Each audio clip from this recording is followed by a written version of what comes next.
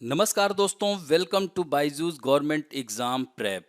दोस्तों, आज हम लोग डेली करंट अफेयर में 29 अक्टूबर 2020 के विभिन्न समाचार पत्रों में से बात करेंगे जो कि आपके आगामी परीक्षा के दृष्टिकोण से लाभदायक सिद्ध होगा। जो कि SSC, Delhi police, SI, Bihar SI, UP SI, BEO यानी जितने भी कॉम्पिटिटिव एग्जाम हैं उन सभी में यह हेल्प करेगी। तो आइए एक एक करके डिस्कस करते हैं। आज के राष्ट्रीय मामलों में पहली खबर है, केरला बिकेम फर्स्ट स्टेट। अब देखिए यहाँ पर सबसे महत्वपूर्ण हो गया कि Kerala became first state in the country to fix MSP for vegetables and fruits. यानी केरला भारत का पहला ऐसा राज्य हो गया जिसने न्यूनतम समर्थन मूल्य देने का फैसला किया है। और यह कब से? 1 नवंबर से लागू होगा, जो कि केरला दिवस भी है। उस दिन केरल का स्थापना दिवस है। जबकि गेहूं, धान और गन्ने आदि के लिए एमएसपी का स्थान रहा है, लेकिन यह पहली बार है जब भारत में किसी राज्य ने सब्जियों और फलों के लिए न्यूनतम समर्थन मूल्य को तय किया है। अब दोस्तों, आपके मन में आ रहा होगा कि ये एमएसपी है क्या, ये भी जानना। पहले खबर को देख लेते हैं और ध्यान रखेंगे कि एमएसपी के तहत कुल 16 किस्म की सब्जियों को, यानी यहाँ पर क्रॉप दिया हुआ है, 16 किस्म की सब्जियों को इसमें शामिल किया गया है एमएसपी के तहत। यानी कुल 21 खाने पीने की चीजों के लिए एमएसपी का निर्धारण किया है। इसमें 16 किस्म की सब्जियां भी शामिल हैं जो कि 1 नवंबर से लागू होंगी। तो इस तरह से राज्य में जमीन के भीतर उगने वाली जेली, साबूदाना जैसी फसलों, टैपियोका की बेस प्राइस 12 रुपए प्रति किलो तय की गई है। वहीं केला, बनाना 30 रुपीज, अनानास 15 रुपीज, टमाटर की एमएसपी 8 रुपए प्रति किलो तय की गई है। किसानों की लागत खर्च से 20% ऊपर दर पर एमएसपी तय की गई है। इस योजना के तहत केरल सरकार 1000 स्टोर भी खोलेगी। ये काफी महत्वपूर्ण है। इवन एमएसपी पर झारखंड भी इसी तरह का सिस्टम लागू करेगा आगे, और झारखंड के एक्शन प्लान पर चल भी रहा है मंथन। तो ये ध्यान रखिएगा कि पहला राज्य कौन सा हो गया? केरल। झारखंड भी यानी केरल के ही तर्ज पर एक्शन प्लान पर काम कर रहा है, क्योंकि झारखंड देश के अग्रणी सब्जी उत्पादक राज्यों में शुमार है। राज्यों में उत्पादक हरी सब्जियां तकरीबन सभी पड़ोसी राज्यों को भेजी जाती हैं। इस राज्य में लगभग 3 लाख हेक्टेयर से अधिक भूमि पर सब्जियों की खेती की जाती है। हालांकि उत्पादकता का आंकड़ा अभी राष्ट्रीय औसत से कुछ कम है। अब देखिए यहाँ पर पॉइंट्स और दिए गए हैं आधिकारिक बयान में, यानी 20% मैंने बता ही दिया, और ये यहाँ पर पॉइंट्स हैं, इसको ध्यान रखिएगा। अब आपको यहीं पर एक पॉइंट और याद रखिएगा, एमएसपी है क्या। चूंकि हमने शुरू में ही बताया, आपके मन में चल रहा होगा कि न्यूनतम समर्थन मूल्य है क्या, इससे किसानों को क्या लाभ होगा। तो केंद्र सरकार ने देश के किसानों को एमएसपी यानी न्यूनतम समर्थन मूल्य में बढ़ोतरी का बड़ा तोहफा दिया है। ऐसे में केरल राज्य सरकार पहली ऐसी राज्य सरकार है देश की जिसने सब्जियों और फलों पर भी दिया है। तो सबसे पहले समझना है कि किसानों को उसकी फसल का लागत से ज्यादा मूल्य मिले, इसका मतलब ही है। यानी अब इसके लिए क्या करती है सरकारें, या राज्य सरकारें या केंद्र सरकारें? तो जैसे केंद्र सरकार देश भर में एक एमएसपी तैयार करती है, न्यूनतम समर्थन मूल्य जिसको कहते हैं, मिनिमम सपोर्ट प्राइस तय करती है। खरीदार नहीं मिलने पर सरकार एमएसपी पर किसानों से फसल को खरीद भी लेती है। यानी अगर देश में फसल का उत्पादन बढ़ता है, मान लीजिए जैसे कि आलू का उत्पादन खूब मात्रा में हुआ, तो बिक्री मूल्य क्या होगा? कम हो जाता है। तो कृषि उत्पादों के मूल्यों में गिरावट को रोकने के लिए सरकार मुख्य फसलों का एक न्यूनतम बिक्री मूल्य निर्धारित करती है, जो कि एक सत्र के लिए मान्य होता है। यानी एमएसपी निर्धारित करते वक्त उत्पादक की लागत, मूल्यों में परिवर्तन, इनपुट आउटपुट मूल्य में सिमिलरिटी, मांग आपूर्ति यानी डिमांड को पूर्ति की जाती है, जैसे कई बातों का ध्यान रखना पड़ता है। तो दोस्तों, यही है एमएसपी, ध्यान रखेंगे। तो इस तरह से केरल राज्य सरकार पहला ऐसा राज्य है जो कि फलों और सब्जियों पर एमएसपी लागू कर रहा है। तो यह फैक्ट है, याद रखेंगे। केरल के बारे में जानते ही हैं, केरल कहाँ अवस्थित है? तो यहाँ पर ये देख सकते हैं ना, मालाबार तट है ये केरल। केरल की राजधानी तिरुवनंतपुरम है। यहाँ के गवर्नर आरिफ मोहम्मद खान हैं। चीफ मिनिस्टर पिनाराई विजयन हैं। ध्यान रखेंगे केरल को भगवान के अपने देश के रूप में, गॉड इज ओन कंट्री के रूप में जाना जाता है ये। और यहीं पर देखिए कुछ राष्ट्रीय उद्यान है, इराविकुलम राष्ट्रीय उद्यान नेशनल पार्क, पेरियार ये नदी भी बहती है दोस्तों यहीं पर केरल में, पेरियार और भारतपुझा, पेरियार नेशनल पार्क है, पेरियार नदी है, पेरियार यूनिवर्सिटी है, तो पेरियार नेशनल पार्क भी यहीं पर है। साइलेंट वैली जिसे शांति घाटी कहा जाता है नेशनल पार्क, यहाँ पर बहुत ज़्यादा मात्रा में जैव विविधता यानी बायोडाइवर्सिटी पाई जाती है। अनायमुदी शोला राष्ट्रीय वन, पंपादुम शोला राष्ट्रीय वन, करीमपुझा राष्ट्रीय उद्यान, तो ये ऐसे राष्ट्रीय उद्यान को थोड़ा थोड़ा करके याद करेंगे तो याद हो जाएंगे। किसी दिन हम राष्ट्रीय उद्यानों की भी चर्चा करेंगे पूरे देश की विथ मैप, ध्यान रखेंगे। अब बढ़ते हैं नेक्स्ट टॉपिक की ओर। ISRO is launching EOS-01 satellite. ISRO का क्या मतलब है? इंडियन स्पेस रिसर्च ऑर्गेनाइजेशन, जिसे क्या कहेंगे? भारतीय अंतरिक्ष अनुसंधान संस्थान।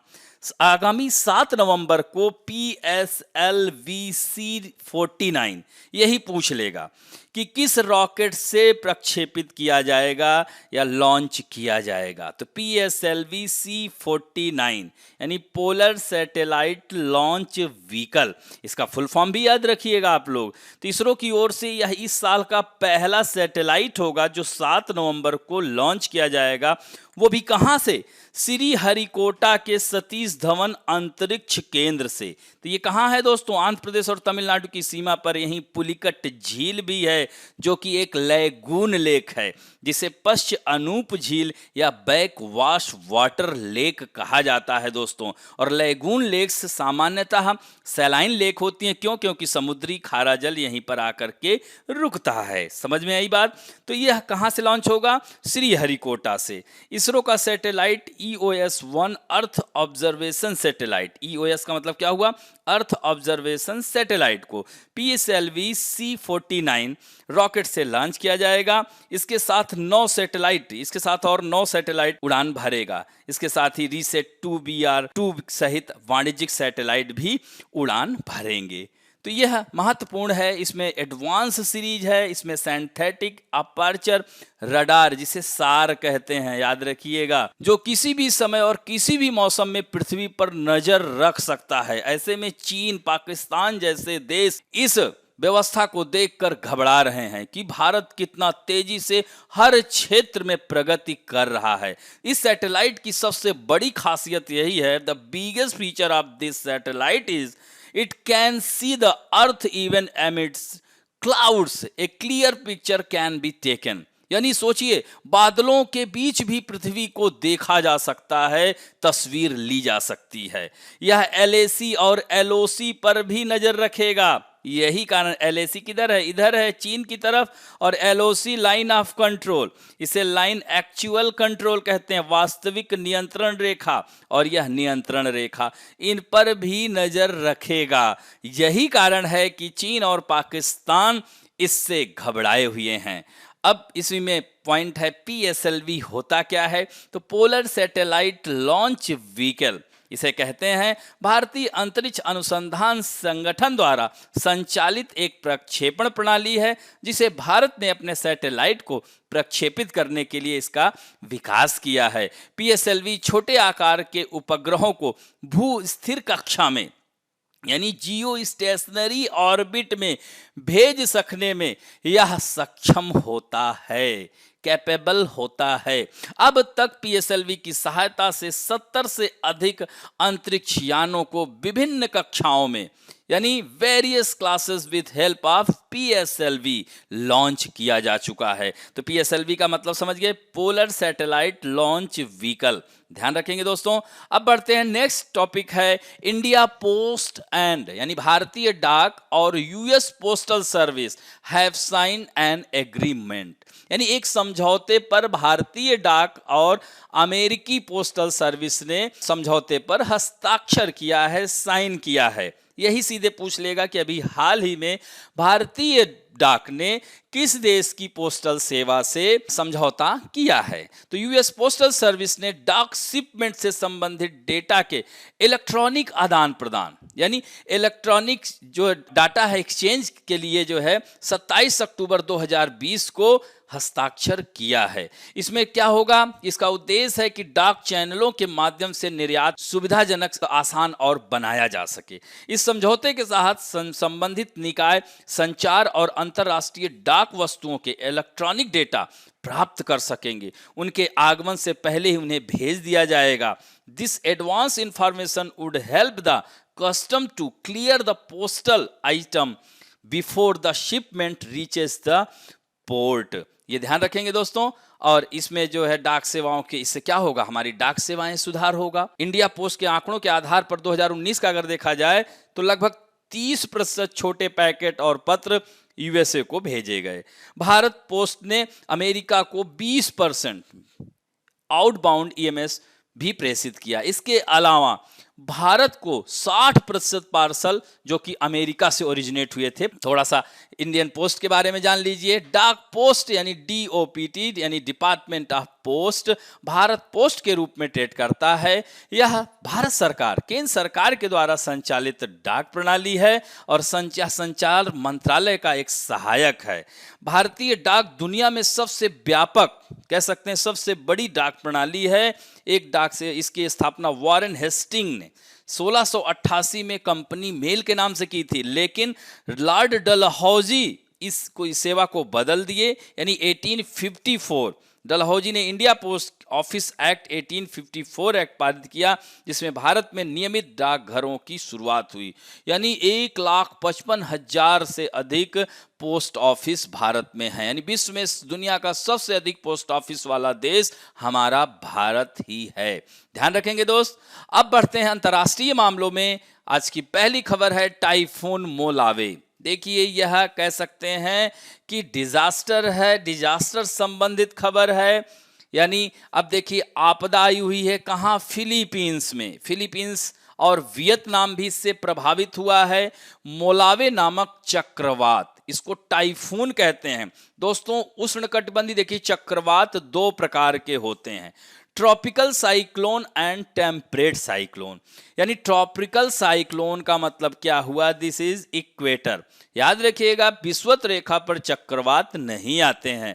क्यों? क्योंकि यहाँ पर कोरियालिस बल यानी कोरियालिस फोर्स का अभाव पाया जाता है, जिसके कारण यहाँ पर चक्रवात नहीं उत्पन्न होते हैं। यह ट्रॉपिकल रीजन 23.5 नॉर्थ, 23.5 साउथ, यानी ये ट्रॉपिकल साइक्लोन इसी को कहते हैं, जिसे उष्णकटिबंधीय चक्रवात और उसके ऊपर 40 यानी 30 से 40 45 डिग्री अक्षांश नॉर्थ और साउथ में उसको शीतोष्ण कटिबंधीय चक्रवात कहा जाता है। तो दोस्तों, ये जो टाइफून मोलावे है यह एक उष्ण कटिबंधीय चक्रवात है। It is tropical cyclone. तो टाइफून मोलावे ने लुजोन द्वीप, यह फिलीपींस का सबसे बड़ा द्वीप है, दक्षिणी भागों पर प्रांतों को पार करते हुए फिलीपींस में यह प्रभावित किया है। तो यह वियतनाम में भी, वियतनाम के भी लोगों को भी यह प्रभावित कर रहा है।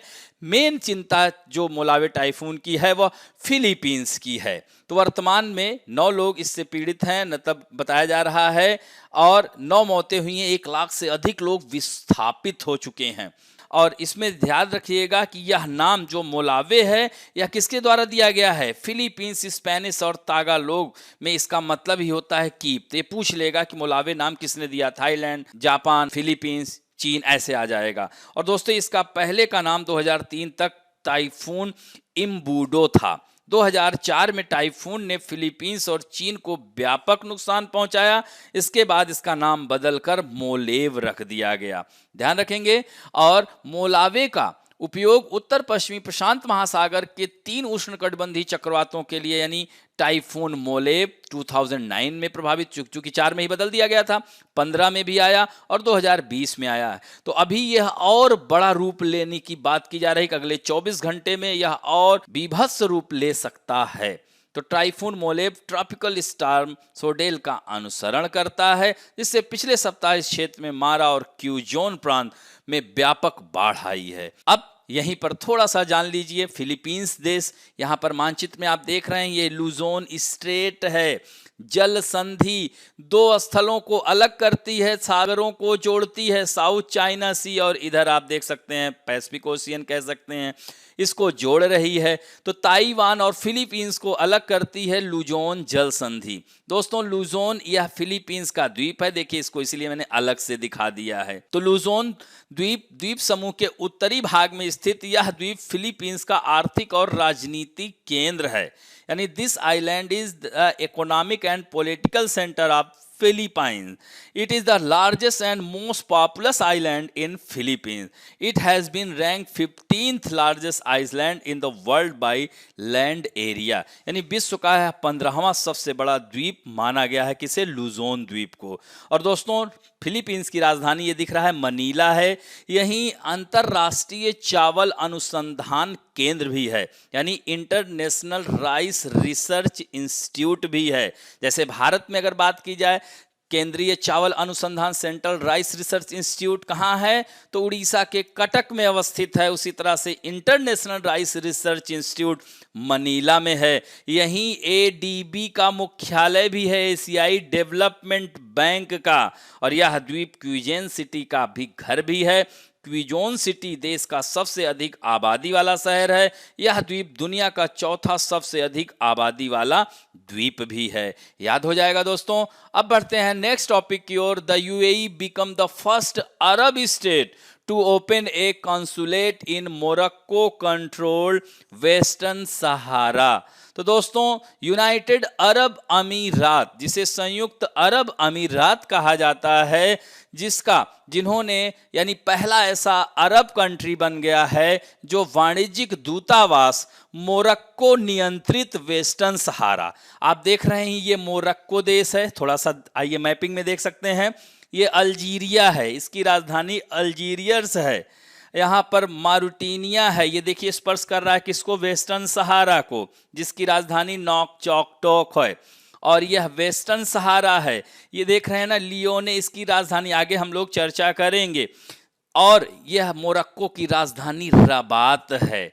और यहीं पर देखिए ऊपर स्पेन है, ये पूरा भूमध्य सागर है दोस्तों। जिब्राल्टर स्टेट दिख रहा है ना, तो जिब्राल्टर जल संधि इसे भूमध्य सागर की कुंजी कहा जाता है। K2 मेडिटेरियन सी कहा जाता है। They are connect Mediterranean sea and Atlantic ocean and separate to Spain and Morocco. लेकिन एक बात और भी बता दूं, ये जो देख रहे हैं ना ये प्रांत, ये स्यूटा प्रांत स्पेन का ही प्रांत है, ये ध्यान रखिएगा।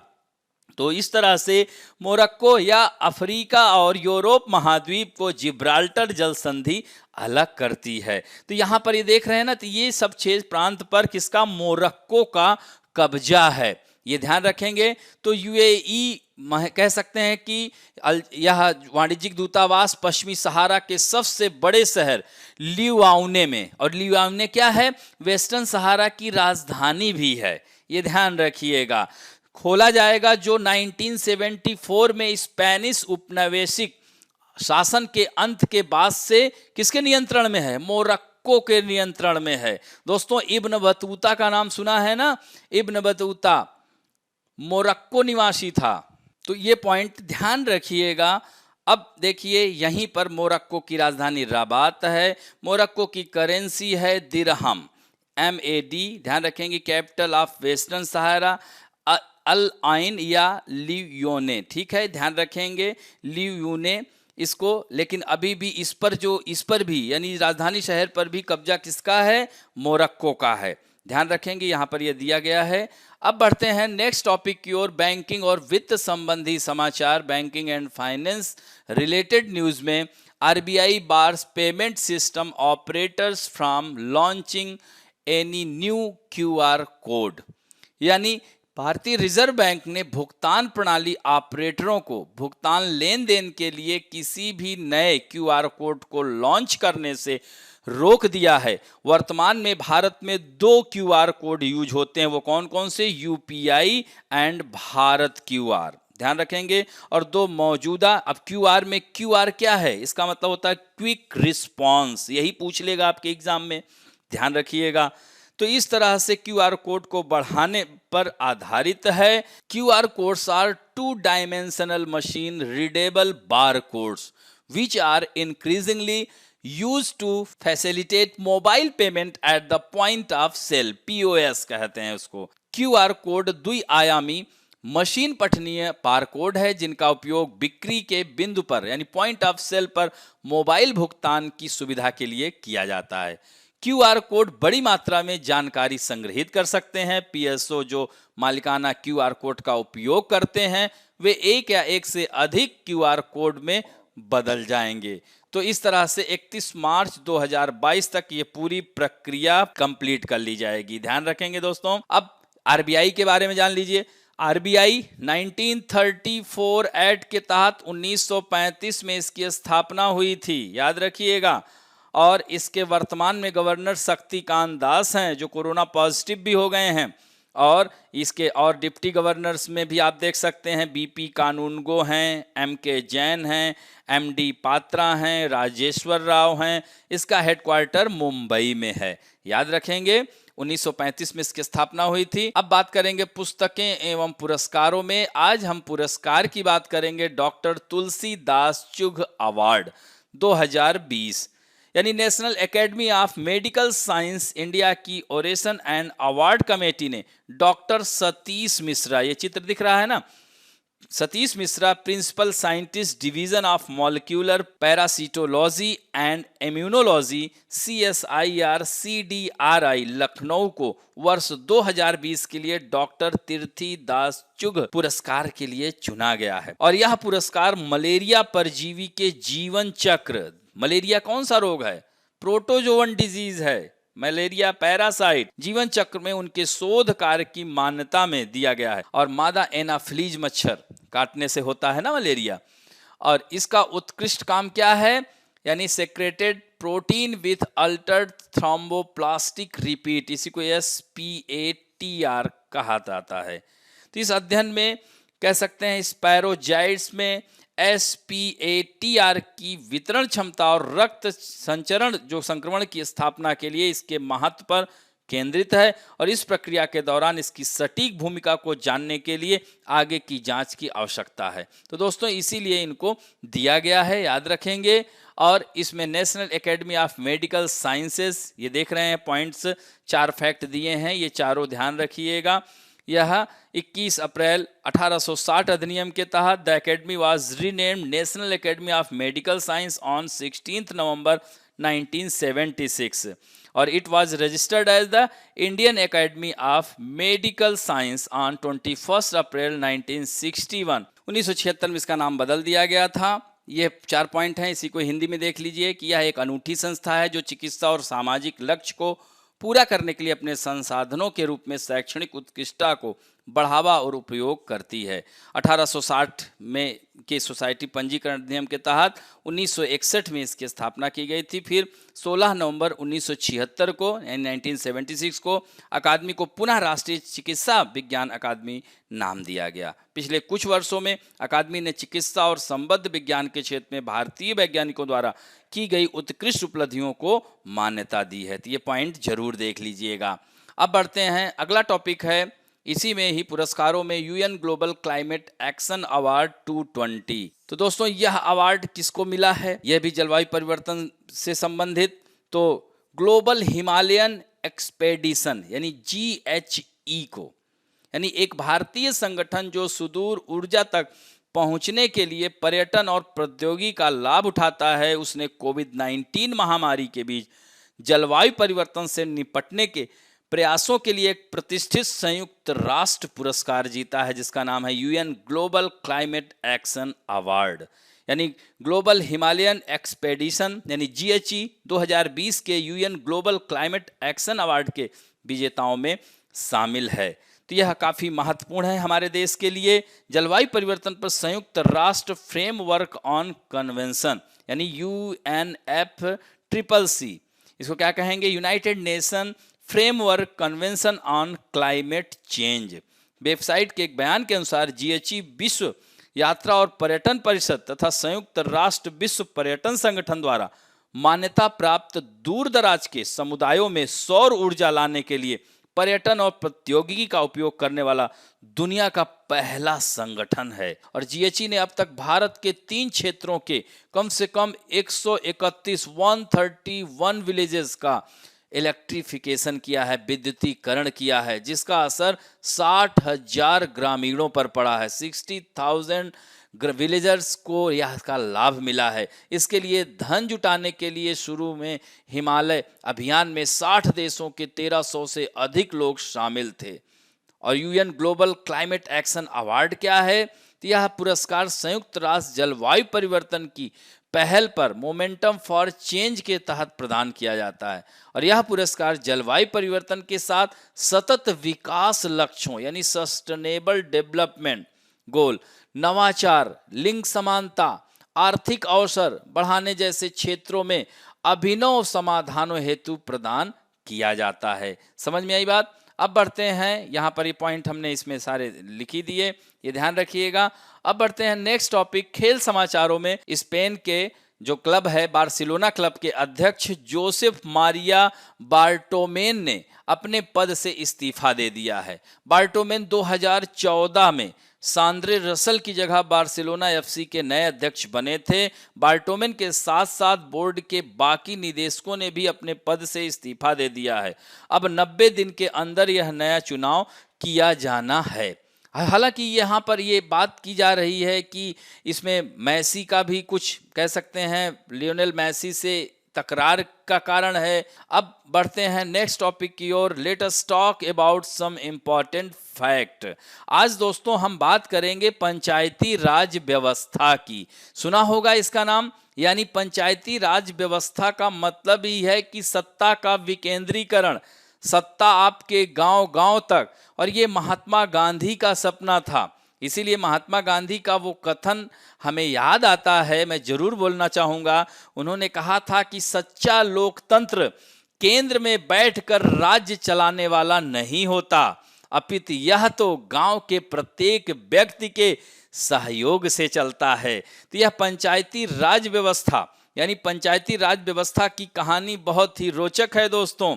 पंचायती राज व्यवस्था लॉर्ड रिपन के काल में याद हो तो उसी समय सेंसस, रेगुलर सेंसस हुआ था, याद है ना? तो लॉर्ड मेयो के काल से 1872 में जनगणना का कार्य शुरू हुआ था और 1881 में लॉर्ड रिपन के काल से रेगुलर सेंसस 10 साल के लिए शुरू किया गया था, 10-10 साल पे। तो लॉर्ड रिपन को भारत में स्थानीय स्वशासन का जनक, ये सीधे आपकी परीक्षा में आ जाएगा, यानी लोकल सेल्फ गवर्नमेंट का इन्हें पिता या जनक, father of local self government कहा जाता है। और दोस्तों 1882 में उन्होंने स्थानीय शासन संबंधी प्रस्ताव दिया, जिसे स्थानीय स्वशासन संस्थाओं का मैग्ना कार्टा कहा जाता है। और फिर अब अपने जो भारत स्वतंत्र हुआ तो मैंने आपसे क्या कहा कि महात्मा गांधी का यह सपना था कि सत्ता गांव गांव तक, यानी अब दिल्ली में बैठे प्रधानमंत्री ग्रामीण क्षेत्र की समस्या को कैसे देखेंगे। तो इसलिए पंचायती राज सिस्टम जैसे ग्रामीण स्थानों में और नगरों में क्या नगर पालिकाएं होना आवश्यक है। तो इस तरह से 1957 में बलवंत राय मेहता कमेटी आई। याद रखिएगा, इसने 3 टियर व्यवस्था, ग्राम स्तर, ब्लॉक लेवल जिसे पंचायत समिति और जिला स्तर, जिला समिति के तहत तीन लेयर यानी 3 परत इसकी 3 टियर की व्यवस्था वही आज भी कायम है। और दोस्तों नवंबर 1957 में ही बलवंत राय मेहता ने अपनी रिपोर्ट दी, जिसे 1958 में राष्ट्रीय विकास परिषद, जिसे नेशनल डेवलपमेंट काउंसिल कहा जाता है, ने बलवंत राय मेहता की सिफारिशों को स्वीकार कर लिया। और जिसकी वजह से सर्वप्रथम पंचायती राज व्यवस्था राजस्थान के नागौर जिले से शुरू हुई 2 अक्टूबर 1959 को। उस समय तत्कालीन प्रधानमंत्री कौन थे? पंडित जवाहरलाल नेहरू ने उद्घाटन किया था। और फिर इसी के बाद से फिर उसके बाद दूसरा आंध्र प्रदेश राज था, ऐसे चलता गया। लेकिन इसको बिना संवैधानिक अमली जामा पहनाए इसका सही रूप में, मूर्त रूप में इसका लाभ नहीं मिल रहा था। तो इस तरह से बीच में बहुत सारी कमेटियां आई, जैसे कि आप देख सकते हैं, यही पूछ लेगा निम्नलिखित में से कौन सी कमेटी पंचायती राज व्यवस्था से संबंधित नहीं है।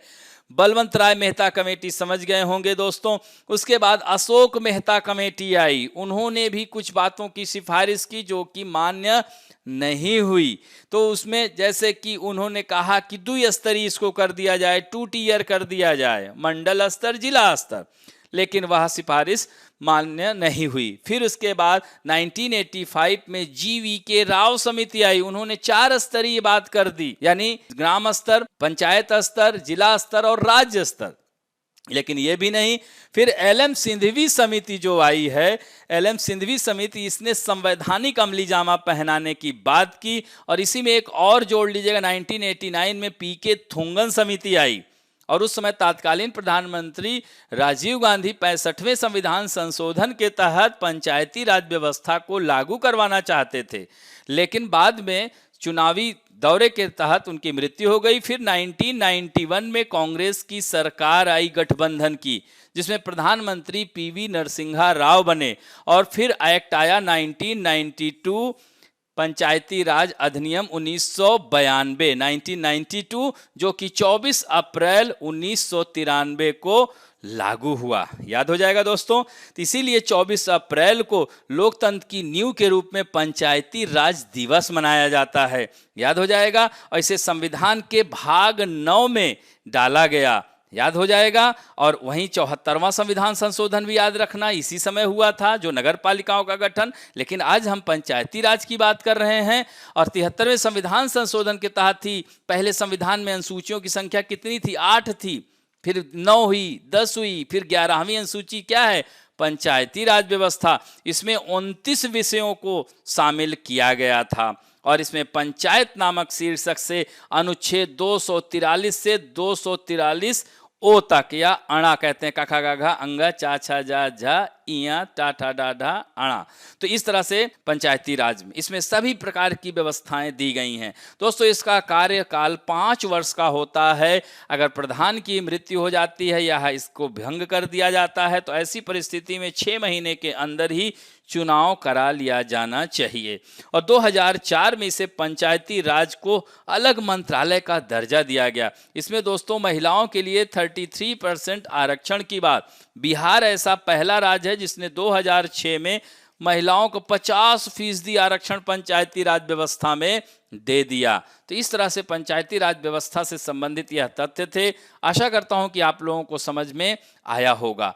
अब बढ़ते हैं आप लोगों के सेक्शन में, जो कि आप लोग बहुत ही अच्छा उत्तर दे रहे हैं और लगातार उत्तर आप लोग, मैं देखता हूं कि आधा घंटे भी नहीं बीतता है उत्तर आ जाते हैं और ये बहुत खुशी की बात है। और इसी क्रम को आप लोग बनाए रखिए। निश्चित रूप से मैं कहता हूं कि आप लोग सफल होंगे, लेकिन जल्दबाजी में कुछ लोगों के मैं नाम नहीं लूंगा। मैं किसी को हतोत्साहित नहीं करना चाहता, क्योंकि हमारे लिए सभी आप लोग प्रिय बच्चे हैं और आप खूब अच्छा आंसर दे रहे हैं। अगर एक आध प्रश्न गलत हो रहा है तो इससे घबराने वाली बात नहीं है, लेकिन जल्दबाजी में गलत हो रहा है दोस्तों। तो इसको ध्यान रखना है। जैसे मैंने क्या कहा था कि कितने आतंकवादियों को अभी तक UAPA के तहत आतंकवादी घोषित किया गया है? आप लोगों ने, कई लोगों ने 18 मार दिया। मैं जानबूझ करके 18, चूंकि टोटल इस बार 18 हुए हैं इस बार, लेकिन मैंने क्या कहा, अब तक कुल तो 31 होगा। और कई लोगों ने, मैं नाम नहीं लूंगा, आप लोग समझ जाइएगा मैं क्या कह रहा हूं।